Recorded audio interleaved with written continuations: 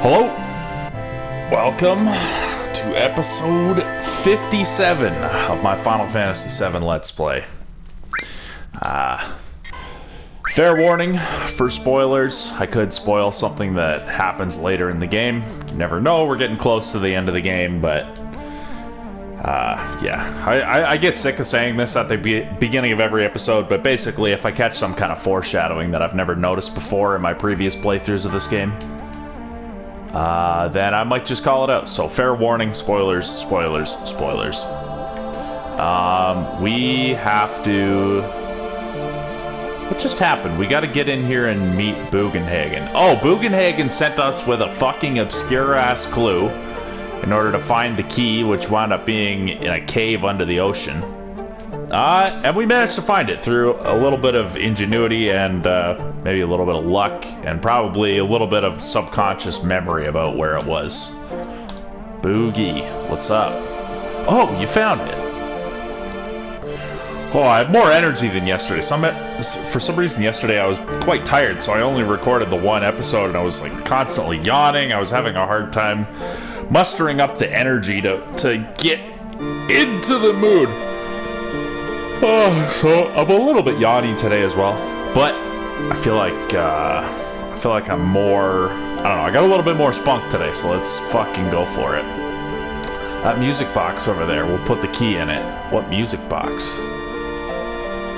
All right, that little platform. I'll go use the key, you all wait here. Yeah, so he can just float around. What is the deal with him, and why doesn't he have legs? But he's going to be on that other little platform that I was able to get to the one time, and I kind of wondered what the hell it was there for. Watch closely what happens. Let's do it. That's a cool stick you got there, bud.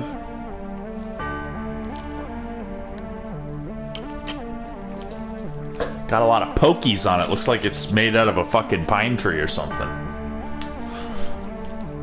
Ho ho ho! Why do you talk like Santa Claus? Okay. Yeah, FMV, I could tell. Oh, that's the key. That's the fucking key. Right on.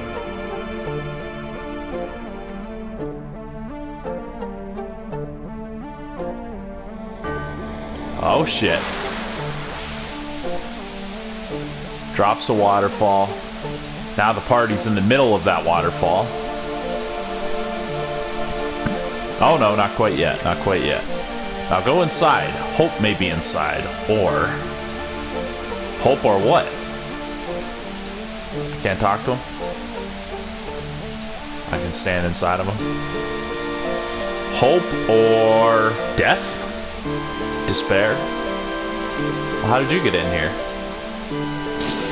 This was just a screen to project an image. Okay. Look at the image projected onto the screen of the water. Alright. Aeris theme.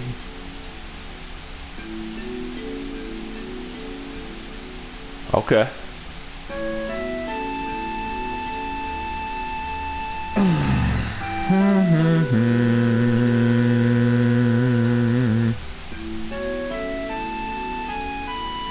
There it is. The scene the cloud remembers very well. The white materia dropping off as she dies.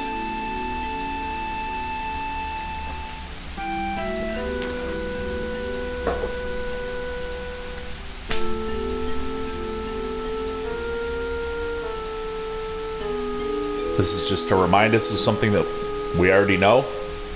It's glowing. Ho ho ho, it's pale green. Right, so we heard something about how when it activates or something, it'll start to glow pale green. Just like the green of Aeris' face in the intro. The second scene in the intro after Outer Space was Aeris' face. Glowing pale green. Aeris has already prayed for holy. After I gave up the black materia to Sephiroth, Aeris' words came into my dreams. Okay. She said she was the only one who could stop Sephiroth, and to do that, there was a secret here. Right. Not the second time Cloud gave the Black Materia to Sephiroth. After he gave it to Sephiroth at the Temple of the Ancients, which is when we first lost Aeris. And she came to Cloud in the dream of the Sleeping Forest. She was kind of like poking her head out of the trees and stuff. Okay, the story's back on track. Okay. They're back to referencing things that actually happened, not just skipping around. That was holy. That's why she had the white materia. Aeris knew about here and what she had to do. So, here's a question that I have for myself as I'm experiencing this. Like, we really only just heard about the white materia as we got here in the previous episode. Is it better that they just started talking about it now? Or would it have been better if they had mentioned it before? I honestly don't know the answer. Like, even for my personal tastes. Because if you mention it earlier, there's more of a setup. There's more of a build-up to this moment where you're like, oh yeah, the white materia. But then again, I mean, they've already talked a bunch about the black materia. If they set up white materia, black materia, then the story gets very obvious, and you just kind of know, okay, at some point we're going to need this white materia. Oh, that thing that fell off of Aeris' head, it must have been the white materia. See, the way they have it now, they didn't mention it or set it up. So this seems kind of abrupt, or feels kind of abrupt, but they did show it.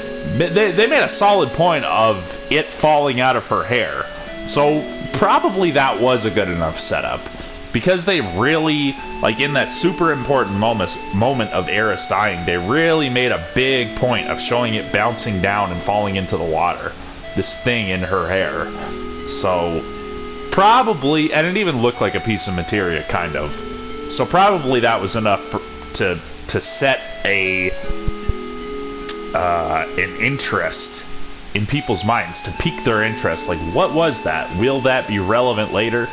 And then, so for observant people, they would have observed that, and now it's paying off. Now it's coming back around. And if, for people who didn't pay much attention to that, but just kind of like, you know, were caught in the moment during that scene, maybe not knowing what was going on, or being overwhelmed with sadness because Aeris just got stabbed, maybe now that they call it back later, if they weren't thinking about it, they would be like, oh, that thing. Okay.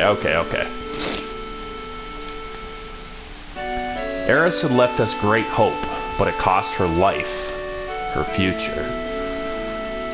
It's very sad. She made a big fucking sacrifice. A big fucking sacrifice.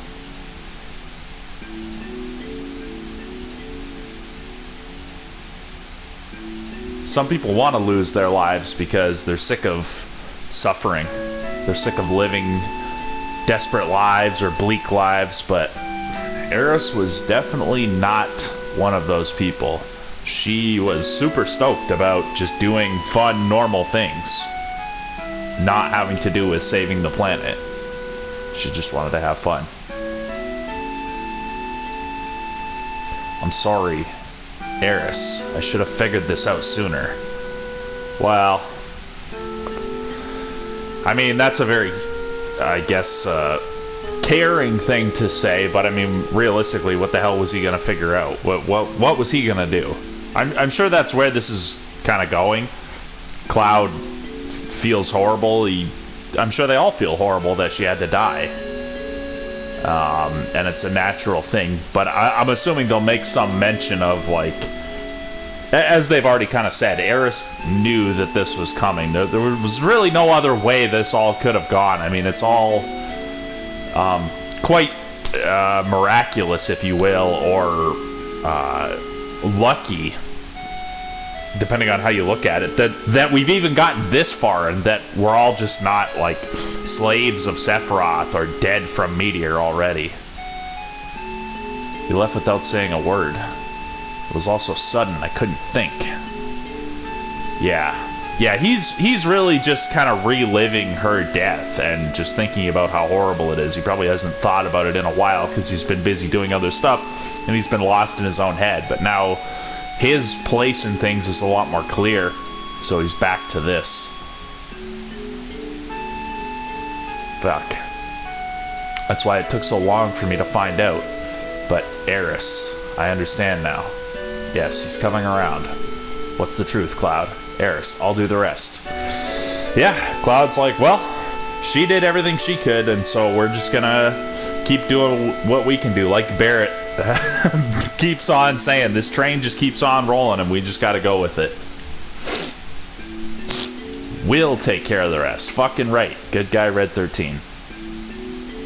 What Eris left us, we shouldn't waste. Okay, so whatever other party members you have with you, they give their kind of generic messages about, you know, how they're going to support Cloud and support this mission, and what they care about.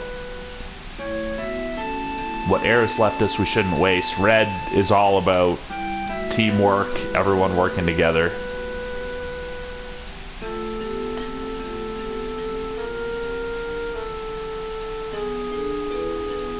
Thank you, Eris. I mean, really, like, in situations like this, I totally get it. Because if they're not gonna...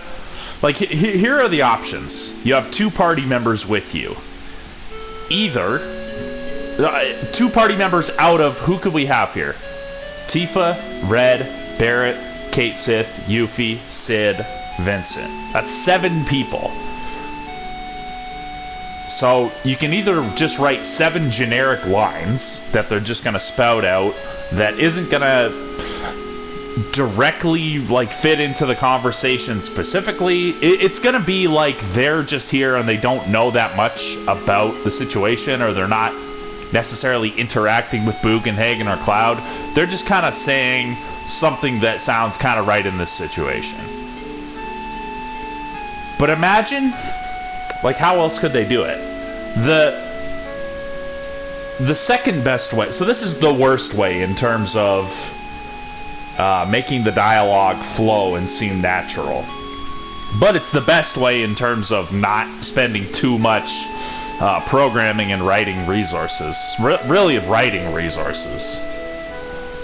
Obviously a lot of writing needs to get done in a game like this, and you only have so much time to go around to dedicate to that for the people you're paying to do the writing. So the second best way, and the second cheapest way, would be to have everybody show up. And not just in this scene. Say in every single scene where Cloud has to be there, or the leader has to be there, say when it was Tifa or Sid, and then the other people are just sort of generically there. Now, we saw when we did Sid's event, they did force Sid into the party, which was good.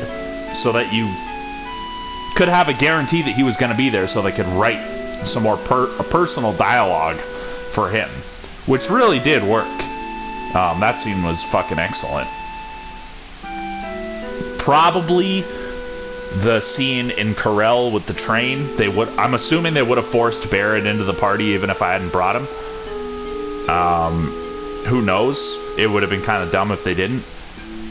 But imagine if you wanted to do away with the genericness of the writing. You would have to, like, say this scene starts, the cutscene starts, you would have to have every character from the party walk in from off screen. Every time. Or maybe you don't do it every time, but maybe you choose to do it sometimes. I feel like they do it sometimes. But probably just whatever they considered the most important scenes, like to have everybody there for, and to have a little bit of a tighter written scene for. Because it's a lot more lines you would have to write, and it's a lot more you would have to think about. Sometimes probably the writer responsible for this was thinking, oh good, thank God, I just have to write, you know, a generic line for every character. Like my workload is already too big. So you could do it like that though, and then if every character is there for every scene, then it makes sense.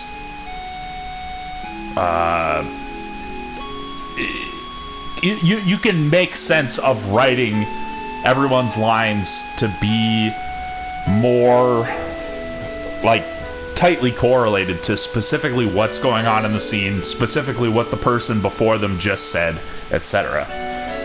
The hardest, most intensive way, but the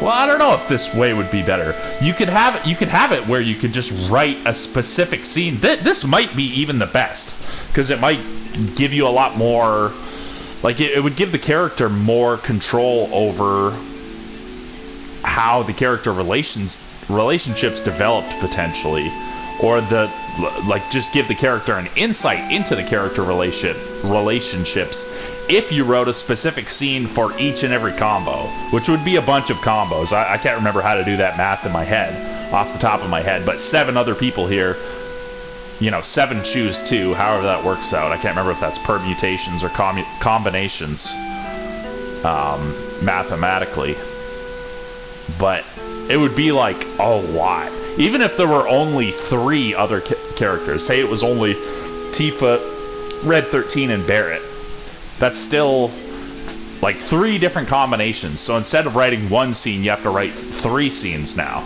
in order to get all of their dialogue to feel like an organic conversation they're having.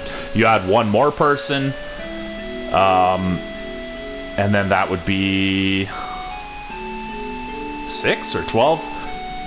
Can't remember how to do that math. But anyway, these are the thoughts that go through my head.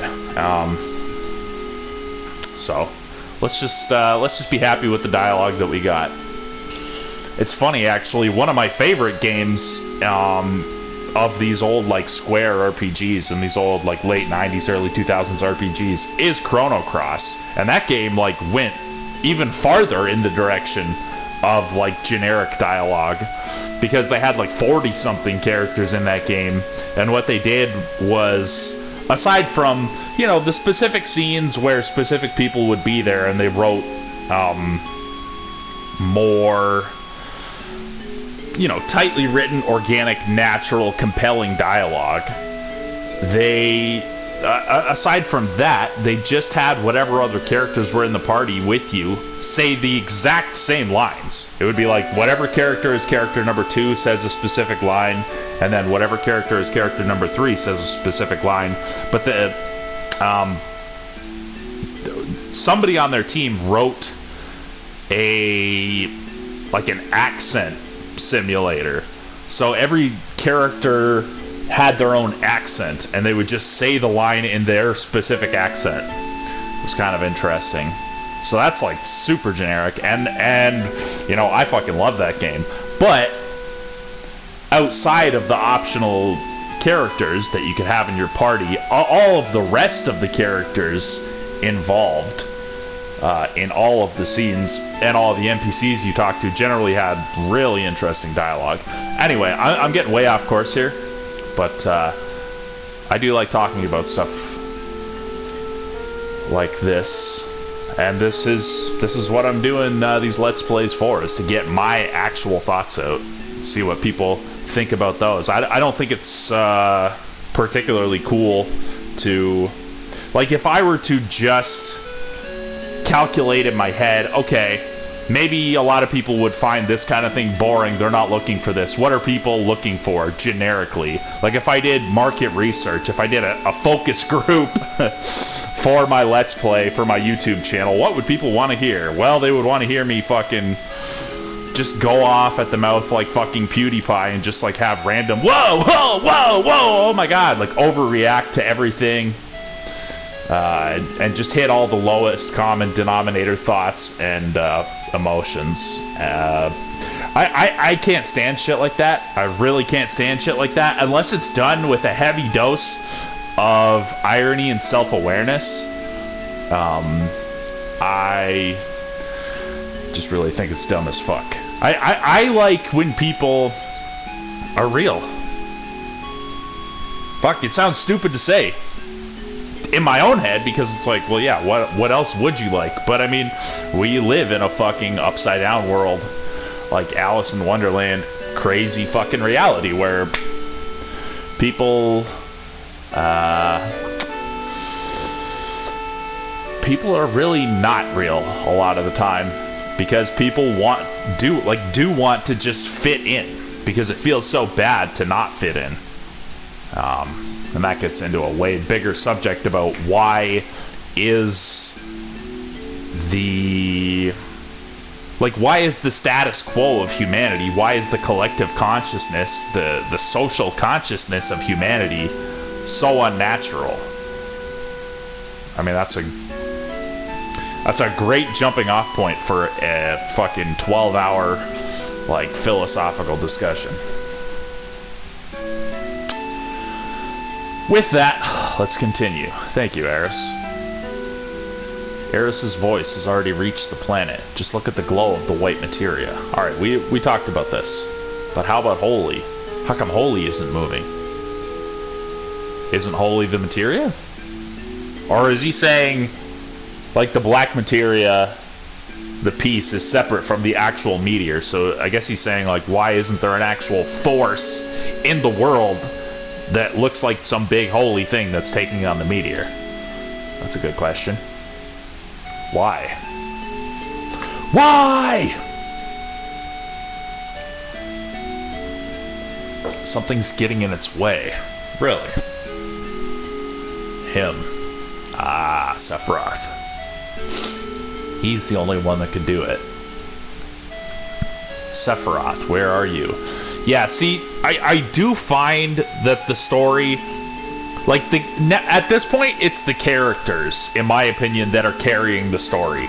Because, during the beginning of the game, there were so many mysteries set up, and there was so much tension set up. There was Avalanche versus the planet, and there was Cloud and his love triangle with Tifa and Eris. There was...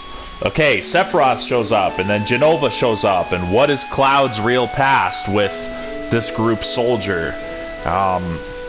What is Shinra really trying to accomplish? What is the Promised Land? Who are these ancients? A lot of this has been answered at this point. So now the plot, it's they just...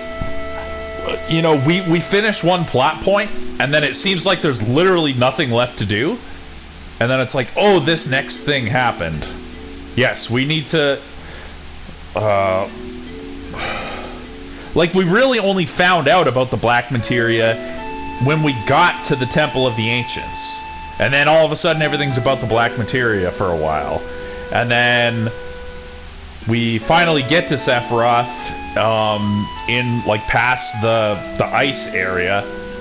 And oh no, he sets off the black materia, and now it's about stopping Meteor. And all of a sudden, we're just hearing about this white materia and Holy showing up, and now we're supposed to get just super invested in why isn't Holy here? What's Holy doing? Oh, Sephiroth stopping Holy. But if they could have, and I'm not saying I'm some genius writer that could have done this better, but realistically, my thoughts are valid. If they could have set up a couple of these things, just thrown in a few more threads earlier in the game, had some kind of indication that maybe the planet knew this all was coming, which they kind of talk about it as if it did. And Eris kind of knew this was coming, but if they just kind of could have thrown in a few more of these details earlier, some indication that this stuff was brewing all along. I know there was a lot of setup in the beginning, and there was a lot of open-ended threads put out there, so maybe they thought it would be too much for people to keep track of. Especially being that this was the first Final Fantasy game that they were really trying to hit the mass audience with, but I feel like some of this could have been just set up a little bit better in advance, so that it wasn't... You weren't always just being asked to get invested in something on the spot. And then based on, the experience we've been having throughout the last several dozen hours of this game, it's how invested should I get knowing that we're going to resolve this and then we're going to move on to some next fucking thing? If somebody had to put a gun to your head right now at this point in the game, what would you say is the goal of the game? And why? You're trying to save the planet, you're trying to stop Sephiroth, you're trying to stop Jenova, You're trying to heal the planet. You're trying to stop Meteor. You're trying to stop the weapons from rampaging. You're trying to enable Holy. Look, what is it? I guess they are trying to drive home the point that you just kind of, you don't know where the train's going to go next. You just got to keep moving forward.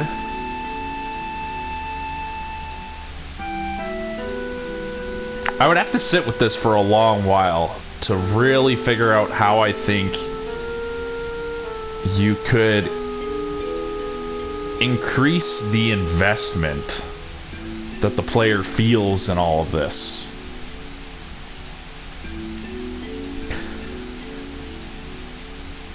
Like, in a way, it really sucks that Aeris... Well, obviously it sucks that Aeris is dead, but plot-wise, it really sucks that Aeris is dead. Like, maybe if she could have been kind of captured in the same little fucking bubble that Sephiroth was in, and if we thought we had a chance of getting Aeris out of there, it might have given some extra, like, reason to attach yourself to this. For me...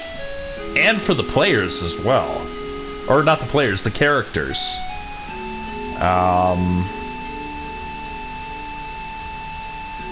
That's an interesting thought. I mean, obviously that takes away from the gravity of her dying, but I didn't think that was that... Like, I think there were other more emotional scenes. Like, I felt more emotional, a lot more emotional, with Red finding out about his father. Aeris dying, I feel like, yeah, that could have been drawn out a little bit more or something. And it's hard in a JRPG where your characters are constantly dying in battle and being revived by Phoenix Downs, where literally in the fucking previous dungeon, the Cait Sith robot sacrificed itself and died. So it's kind of... You know, you're set up to feel like death isn't that big of a deal, and it's all just kind of like a bad movie where the main characters never die until like the right moment, or the villain is just like fucking invincible in battle until the perfect moment at the end when they're supposed to die. So like maybe if they could have set up something where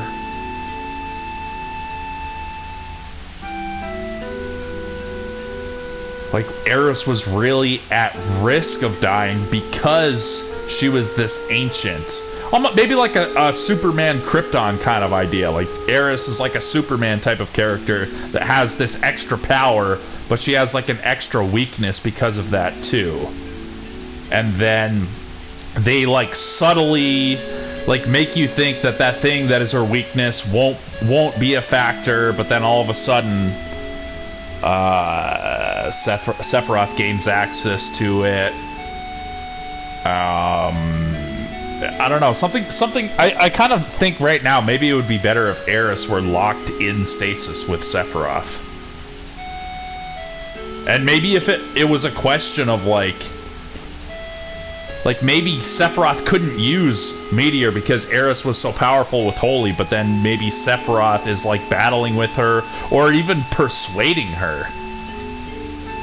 Maybe Sephiroth becomes part of the love triangle too, and it's more like a love fucking trapezoid or something.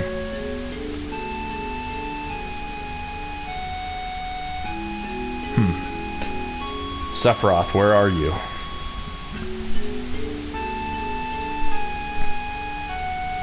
That's it. Okay, so the most recent thing we found out is that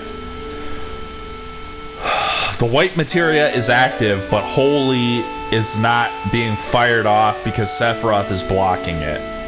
Well, Sephiroth's in the northern cave, isn't he? I can't even talk to this guy.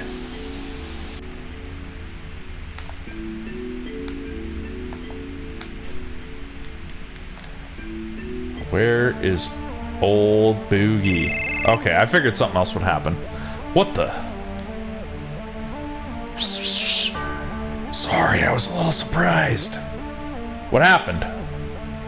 You remember when the Okay, let me just talk normal. You remember when the Junon cannon disappeared? Actually, Rufus moved it.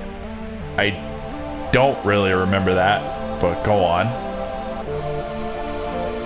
Moved it? That big thing? Where? Why?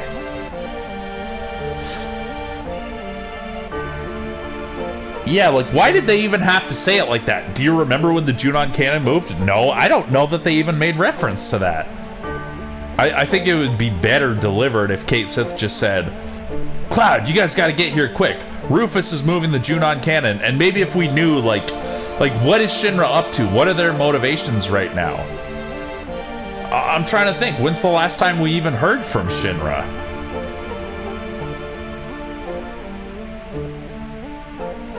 Oh, they were trying to gather all the huge materia and send it up into Meteor. So we haven't heard anything about what Shinra's up to or what is even motivating them right now. And now we just hear from them all of a sudden because they need something else to move the plot forward. Let's find out. Maybe I'm being too hard on it. Let's find out what's going on. Rufus wants to destroy Sephiroth with it. Okay, so it's just like... It's like a TV show that's like a weekly episodic where it's like, oh, what's Rufus up to this time?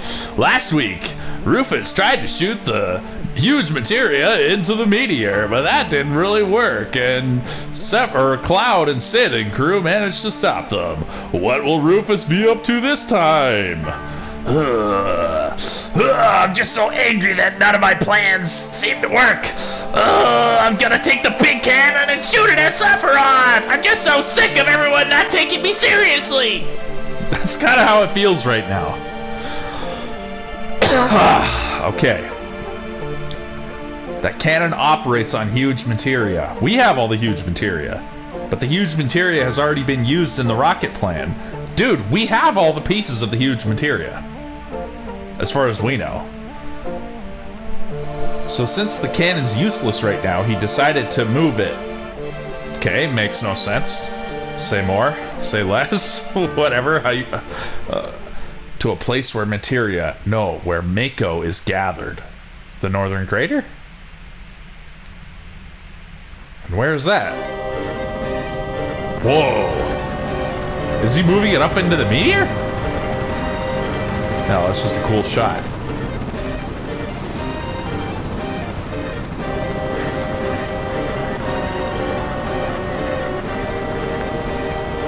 Midgar City, because they have the 8 reactors?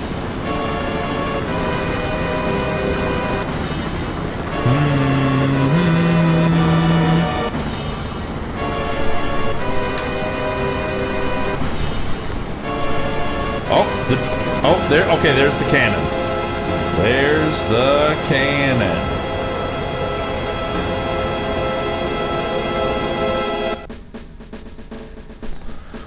Reeve, it's your job to adjust the reactor's output. I see. Don't worry about adjusting it, Reeve. Once you open it up all the way, everything will go full speed. The president's sure done it this time. These guys are like fucking cartoon villains. They're like the villains off of the fucking Care Bears or something. The whole idea that Meteor will disappear if we defeat Sephiroth is all wrong. If you remember, Mr. President, it was my idea to fire Mako-powered shells. It's like they're still trying to like social climb within the company, or they're all just bickering with each other or something. Will the shells really reach the northern border? Of course. But Mr. President, let's not call it a Mako cannon. This new weapon is called the Sister Ray. Okay. Why don't we just name it right after you? Why don't we call it the Scarlet Ray of glorious beauty?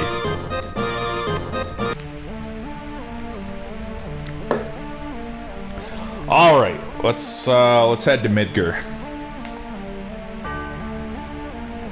That looks pretty cool.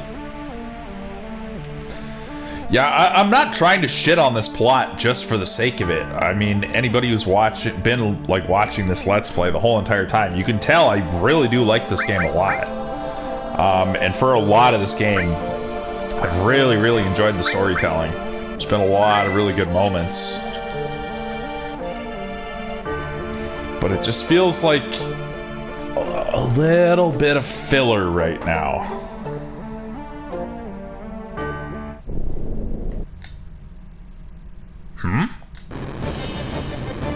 What the?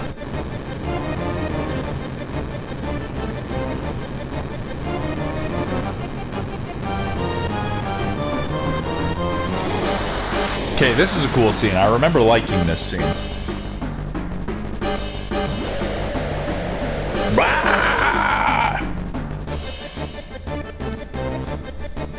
So this is one of these weapons.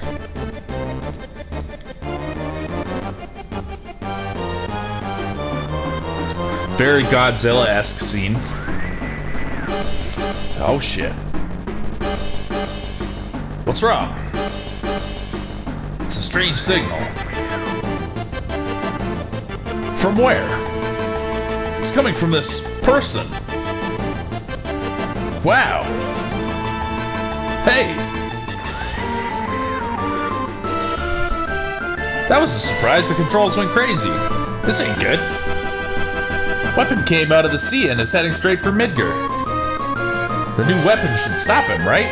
The cannon, I guess he's talking about. I don't know if it's ready or not. Hey, what's gonna happen to Marlene? Where is Marlene right now? Oh, she's in Midgar, right? Don't you worry, none. Marlene's in a safe place. She's with Eris's mama. Barret. What was that scratching just now? As long as Marlene is safe, who cares what else happens, right? I've been itching to say this to you for a while now. When you blew up the Sector 1 reactor, how many do you think died? Oh, shit. This subject has not come up in a long fucking while. Basically since Midgar. Or just after. And Cait Sith is gonna bring it back up just right now, I guess, to try and... I don't know, let's see. That was for the life of the planet. You gotta expect a few casualties. So there's Barret's justification. Yeah, I feel like this plot is at its best when you're getting the characters' personal feelings on things and their rationales for why they're doing what they're doing.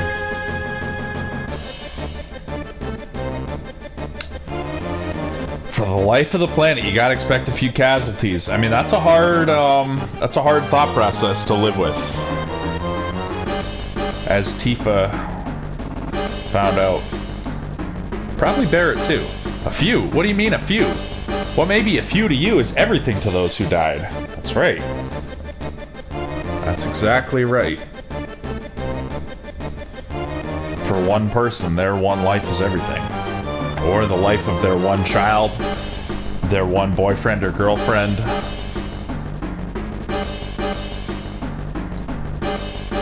Protect the planet. Ha! That sure sounds good. And no one will go against you, so you think you can do whatever you want, right? I don't want to hear that from no one in Shinra. But Cait Sith brings up a good point, and that's,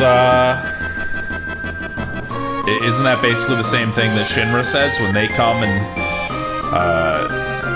tell people why they have to make Mako reactors here and there? It's gonna make life better for everyone. This is for the greater good.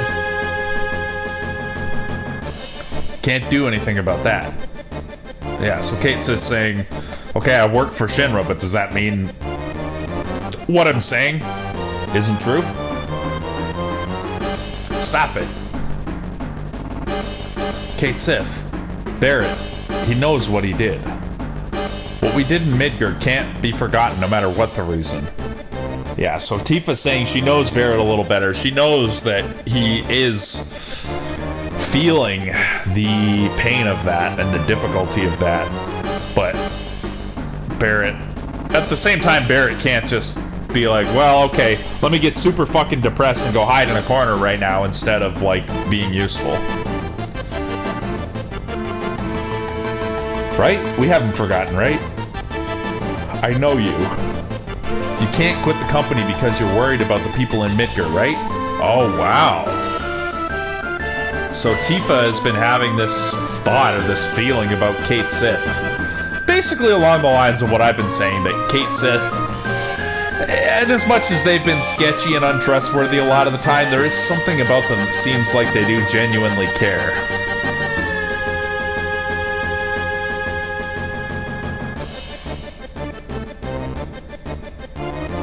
Cloud? Now let's remember. Who was the Shinra member that had an issue with the Sector 7 plate dropping and being used as basically a false flag to blame on Avalanche and to make Shinra look good? It was Reeve. Reeve was the only one of the Turks, basically the only one at Shinra, who's displayed any morality. Cloud?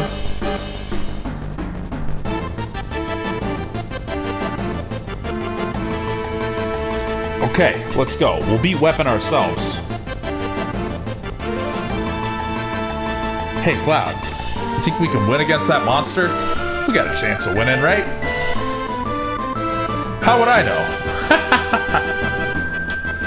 Sid is like looking to... I mean, obviously they really look up to Cloud for whatever reason. They just think he's the fucking right guy to lead them through all this. But even Cloud's like, I don't know. That's no reason for us to just let him go. Okay, that is a good leaderly thing to say. Like, not to be arrogant, like, oh, sure, we can defeat him. No, it's more relatable and it's more... You can usually rally more people by being more honest with them. We're going to Midgar and fight Weapon. Come on, let's move. Like, we don't know if we can beat it, but what, are we gonna just not even try?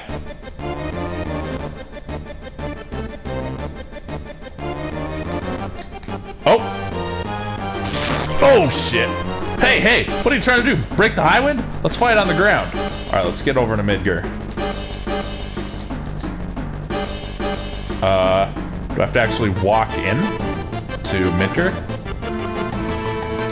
That's safe. Why not?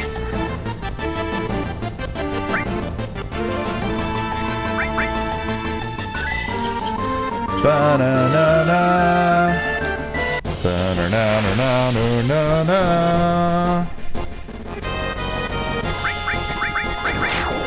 Boom.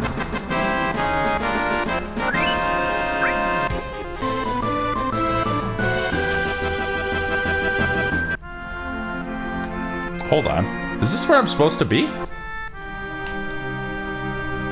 That's funny. I dropped the key to this gate.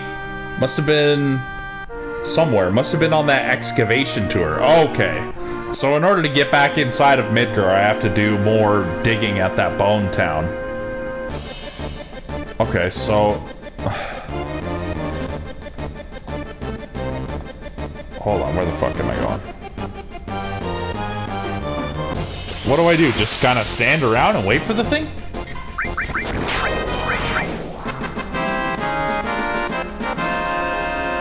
Fuck, I have the brightness up fairly high on my TV and I still can't see fuck all. I guess it's because I'm near Midgar, where they make everything dark because of the plate.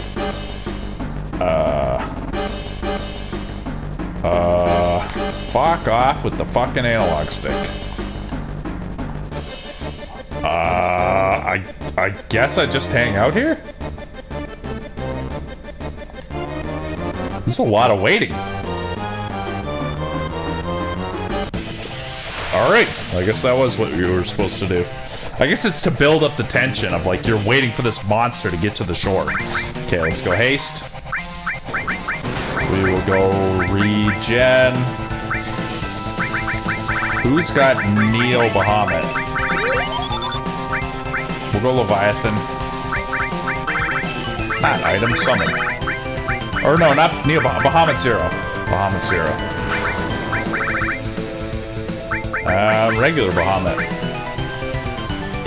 I mean, how many summons can this boss really fucking take? Boom! Very appropriate, being that we're fighting this thing right at the shore. Terra Flare. Okay, so this is Bahamut Zero.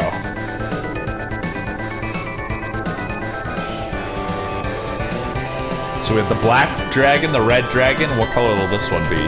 It's coming right from outer space. It's not even coming from, like, through a portal. It's not opening up the sky. Oh, shit. It's coming from, like... It's like a silver dragon. It's just literally right up in outer space. Oh, it's... I guess you could say maybe it's a white dragon. God damn. Oh, shit. Boom! Wow. It's pretty epic. Countdown. Uh-oh. Okay, let's do Neo Bahamut. 3. Oh boy. Yeah, let's get as much damage in as possible.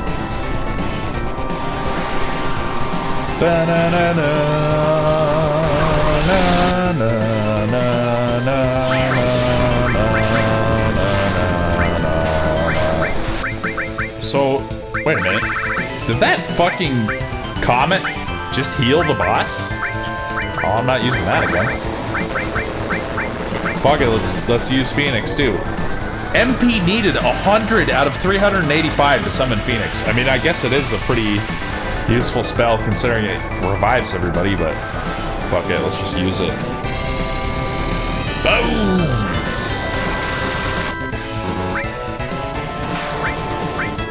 God damn. Attack. Can't believe how little damage I've taken.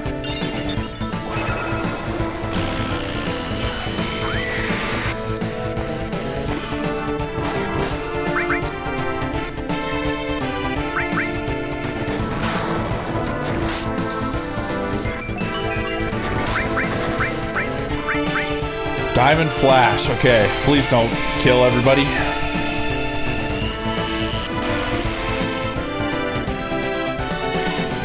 No, and I have my regen, so really was not that bad. Oh, okay, sure. Bloodfang. Wow, I'm doing nothing to it. That's not good. Damn. Missed one.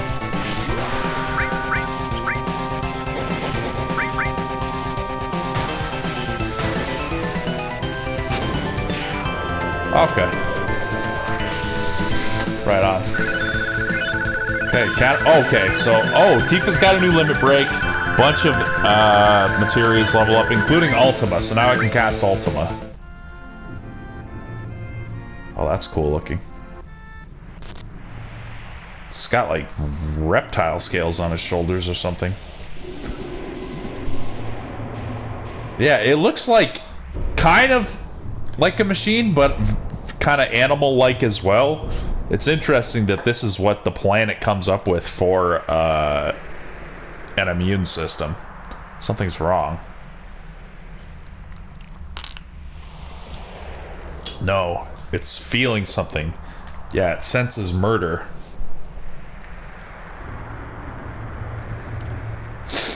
Let's go to the airship.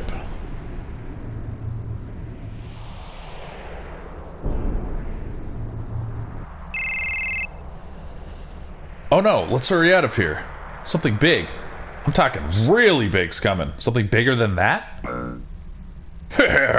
Mr. President, preparations for Sister Ray are now underway.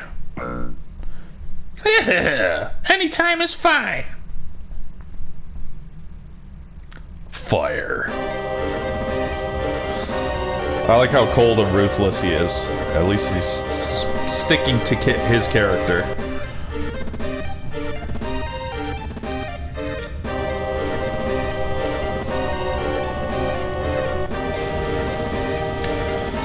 Drawing upon all the different Mako reactors in Midgar.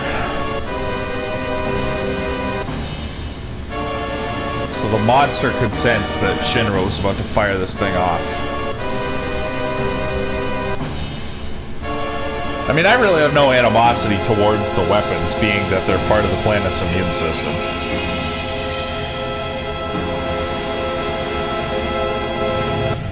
Oh boy.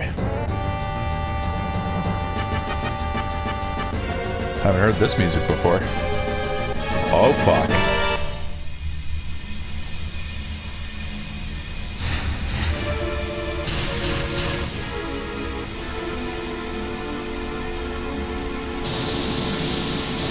Damn. Oh fuck, it's like blowing the fucking city apart. Use so much power.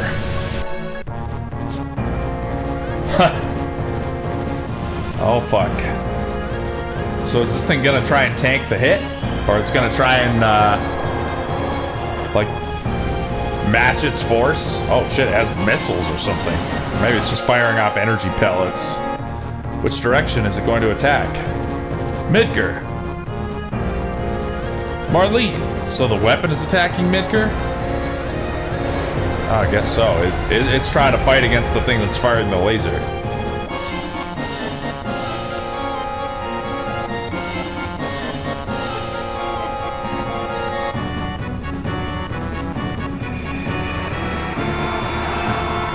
Ow.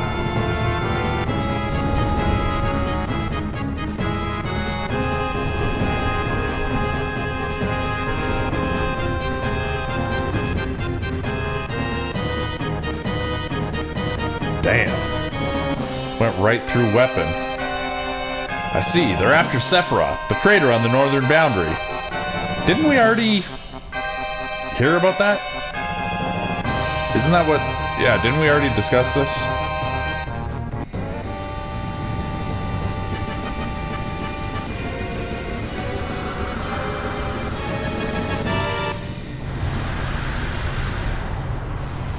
Oh wow, they actually took out the barrier. Sir, weapon's been defeated. The barrier has disappeared.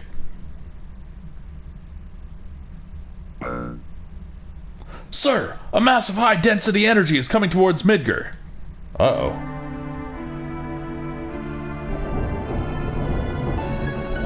Whoa, weapon's attacking. Run for your lives. This song is like a more tragic version of an earlier song. God damn. Did Rufus just get smoked?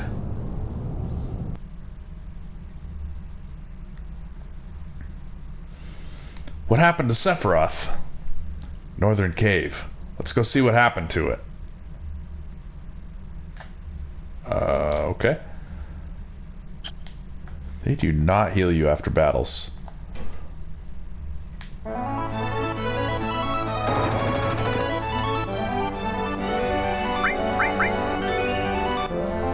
Okay, so... Meteor Strike. So she's, I think, got all of her limit breaks now, aside from the final one. We've got Ultima, that's cool. Right on.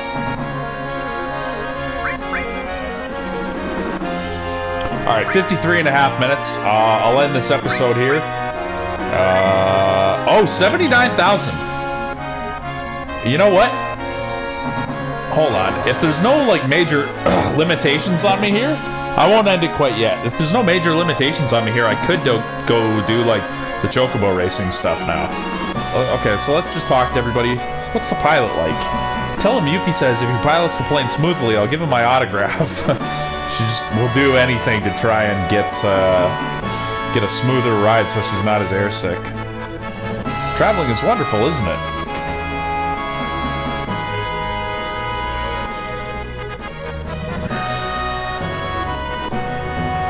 Wonder what Sephiroth's up to. I don't know, man. Okay, nothing special there. Kill Sephiroth. Killing the son of my beloved woman. Wow. Yeah, Lucretia. So Sephiroth was made from Genova cells, but he was still born from like a human birth that was just kind of injected with those cells. Am I on the verge of committing another sin? Or am I atoning as best I can for only standing by? Yeah, I mean, that's a good question.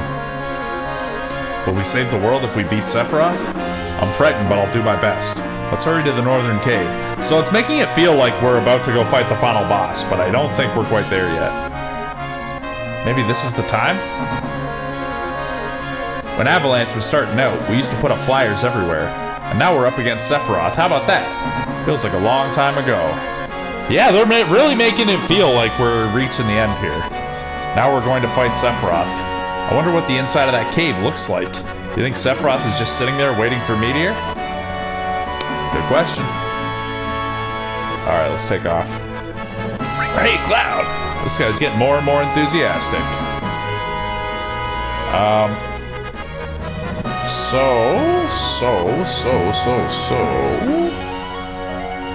Chocobo Farm. Yeah, so I do believe that I have everything I need to get myself a gold Chocobo now. Let's just double check my items. Yeah, I've got shitloads of Reagan greens. I've got 2 carrot nuts and a Zeo nut. I can buy all of the rest of the greens and the other nut that I need, and the stables. So yeah, let me. So we'll let Sephiroth live on a cliffhanger there, and we will get the Chocobo, and then we'll go do a bunch of side missions. So thanks for watching episode 57 here. Let me know what you think. Do you think I'm being too hard on the game? Am I thinking too hard about this? Or is the writing getting a little bit more inconsistent as we get further into the game? What do you all think? Let me know if there's something I'm missing about all this, or if I nailed it. Yeah, like, comment, share, subscribe. Hope you're having a good day, and I will see you in episode 57 for some Chocobo breeding. Peace out.